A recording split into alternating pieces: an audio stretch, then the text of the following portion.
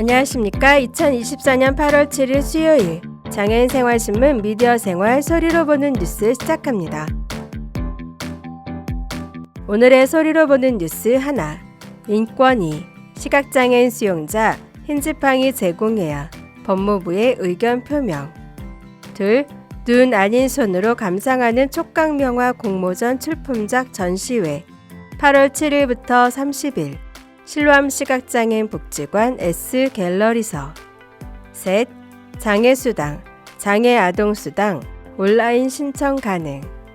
넷, 건강보험공단 재가노인주택 안전시공 100만원 내 지원. 재가수급자 5,400명 대상 2차 시범사업 신청자 모집. 다섯, 주거약자용 주택 편의시설 지원 대상 확대. 주거약자법 시행령 개정안 국무회의 심의 의결.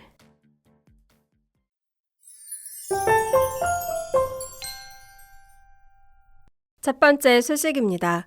국가인권위원회 이하인권위는 8월 1일 법무부 장관에게 구치소에 수용된 시각장애인이 흰지팡이 등 정당한 편의 제공에 관한 내용과 신청 절차를 안내하고 장애인 보조기구를 사용할 수 있도록 조치할 필요가 있다는 의견을 표명했습니다. 인권위에 따르면 중도실면 장애인으로 서울의 한 구치소에 수용된 A씨는 실외 운동 시간에 흰지팡이를 사용할 수 있게 해달라고 요청했지만 구치소 측은 흰지팡이가 흉기로 사용될 위험이 있다며 A씨의 요청을 받아들이지 않았습니다. 흰지팡이는 시각장애인이 보행하는 데 사용하는 지팡이를 뜻합니다. 장애인 차별금지 및 권리구제 등에 관한 법률 제18조 제2항에 따르면 시설물의 소유관리자는 장애인 보조기구 등을 시설물에 들여오거나 시설물에서 사용하는 것을 제한 배제, 분리 거부해서는 안 됩니다. 조사 결과 A씨가 구치소 수용동 근무자에게 흰지팡이 사용을 요청했다는 증거가 확인되지 않아 진정은 기각됐지만 인권위는 장애인 보조기구를 사용할 수 있게끔 하는 지원책이 필요하다고 봤습니다. 인권위는 흰지팡이는 가벼운 소재로 제작되고 날카로운 부분이 없어 신체에 치명적 상해를 주는 흉기로 보기 어렵다며 지팡이 끝부분을 더 안전한 고무 재질로 보완하거나 실외 운동을 할 때만 제공한 뒤 회수하는 방법도 있다고 밝혔습니다. 다음 소식입니다. 실로암 시각장애인 복지관 관장 김미경, 이하 실로암 시각장복. 실로암 시각장애인 복지관이 오늘 8월 7일부터 30일에 제1회 촉각명화 공모대회 촉명한 이야기 야 일단 만들자 출품작 전시회를 개최합니다. 실로암 시장복은 상상력과 촉각을 통해 새로운 미술문화 향유의 가능성 확장과 진정한 배려풀이의 전시문화 구축하기 위해 이 전시회를 기획했다고 밝혔습니다. 전시회를 위해 3월 처음으로 제1회 촉각명화 공모대회를 개최했습니다.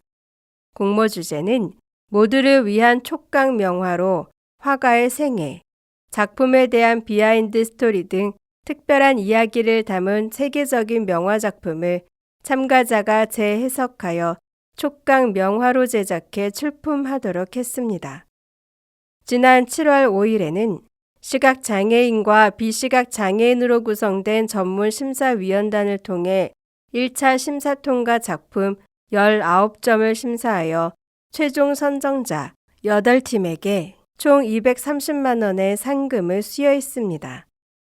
클로네몬의 양산을 쓰고 왼쪽으로 몸을 돌린 여인을 봄의 온도로 재해석하여 대상을 수상한 이민경 씨는 처음 도전하는 촉각명화 제작이라 걱정이 많았는데 이렇게 수상하게 되어 기쁘다. 우리가 제작한 작품이 시각장애인의 미술 감상에 많은 도움이 되었으면 좋겠다라며 소감을 전했습니다. 전시는 시각장애 전문 체험 및 전시 공간인 S갤러리에서 이루어지며 방문 예약을 통해 관람할 수 있습니다. 또한 음성 해설이 지원되는 온라인 전시 갤럭시 360을 통해서도 작품을 감상할 수 있습니다. 다음 소식입니다. 8월 2일부터 장애수당, 장애아동수당을 받고자 하는 국민은 누구나 복지로 누리집을 통해 온라인 신청할 수 있습니다. 그간 전산 시스템의 기능적 한계로 장애수당과 장애아동수당의 온라인 신청은 국민기초생활보장 생계, 의료급여 수급자가 신청하는 경우에만 가능했으나 복지로 기능 개선을 통해 누구나 온라인 신청이 가능해집니다. 장애수당, 장애아동수당 온라인 신청을 희망하는 본인 또는 배우자 등 대리 신청인은 복지로 누리집에 접속해 본인 인증을 통한 로그인 후 서비스 신청, 복지급여 신청, 장애인에서 생계, 의료급여 수급자는 장애, 아동수당, 생계, 의료급여를 선택하고 그 외의 사람들은 장애, 아동수당, 차상위 등을 선택하면 됩니다. 기존의 국민기초생활보장급여나 차상위 계층 지원을 받고 있지 않은 사람들도 장애, 아동수당, 차상위 등의 선정 과정 중 소득, 재산조사를 통해 수급 가능성이 확인되면 해당 급여의 신청 안내를 받을 수 있습니다. 또한 알림창으로 뜨는 맞춤형 급여, 복지 멤버십까지 신청하는 경우에는 그 외의 복지 급여에 대한 안내도 받을 수 있습니다. 한편 보건복지부는 장애로 인한 추가 비용을 보전하기 위해 경증 장애인을 대상으로 장애수당을, 장애아동을 대상으로는 장애아동수당을 지원하고 있습니다. 장애수당은 18세 이상, 경증 장애인 중 국민기초생활보장수급자, 생계, 의료, 주거, 교육급여 또는 차상위 계층, 기준 중위소득 50% 이하를 대상으로 월 6만 원이 지원됩니다. 장애아동수당은 18세 미만, 장애아동, 중증, 경증 중 국민기초생활보장수급자, 생계, 의료, 주거, 교육급여 또는 차상위 계층, 기준 중위소득 50% 이하를 대상으로 월 최대 22만 원이 지원됩니다. 다음 소식입니다. 국민건강보험공단, 이하건보공단은 연말까지 재가노인주택 안전환경조성 2차 시범사업을 실시하고 서비스 신청자를 모집한다고 7월 31일 밝혔습니다. 이번 시범사업은 장기유행 재가수급자의 낙상, 미끄럼 등으로 인한 골절 예방 등을 위해 1인당 100만 원 한도 내의 안전한 환경 조성에 필요한 시공비를 지원합니다. 시공 품목은 문턱 제거, 미끄럼 방지 타일, 문 교체, 조명, 화재 감지기, 자동 가스 차단기 등 총 18개입니다. 지난해 9월부터 올해 3월까지 이루어진 1차 시범사업에서는 280여 명의 수급자가 문, 조명 등을 교체하거나 세면대, 자동가스 차단기, 미끄럼 방지 타일 등을 설치했습니다. 서비스 만족도 조사 결과 서비스 경험자의 94.4%가 만족, 매우 만족 73%, 만족 21.4% 한다고 응답했습니다. 2차 시범사업은 1차 시범사업을 개선 보완한 후 전국의 장기여행 재가수급자 5,400명을 대상으로 확대 실시됩니다. 서비스 신청 방법 등 자세한 사항은 건보공단 누리집에서 확인할 수 있습니다. 신청은 전국 장기요양운영센터에 방문 접수하거나 우편, 팩스 등을 통해 확인할 수 있습니다. 건보공단 홍영삼 장기요양 상임이사는 장기요양 수급자가 댁 내에서 안전하게 생활할 수 있는 환경을 조성함으로써 시설 또는 병원이 아닌 살던 곳에서 최대한 오래 지내실 수 있도록 지원하고자 한다고 밝혔습니다.